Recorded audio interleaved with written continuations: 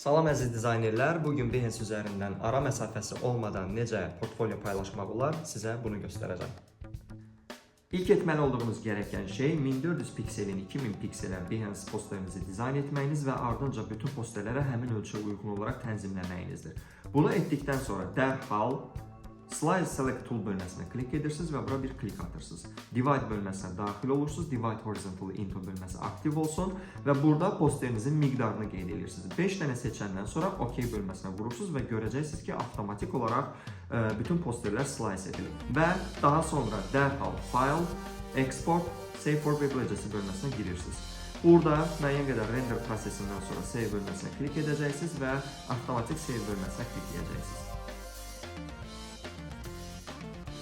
İşiniz yekunlaşdıqdan sonra dərhal daxil olursunuz paylaşım bölməsinə və burada image bölməsinə klik edirsiniz. Image bölməsinə klik etdikdən sonra şəkillərinizi bir-bir seçəcəksiniz və hər birini sıralamayla yerləşdirməlisiniz.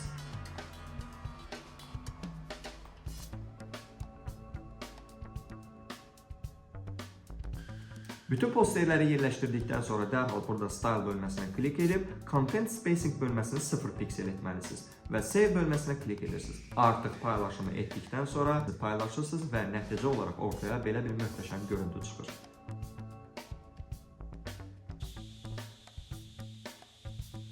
Bu və daha maraqlı videolar üçün izləyin və rəy bildirməyi unutmayın.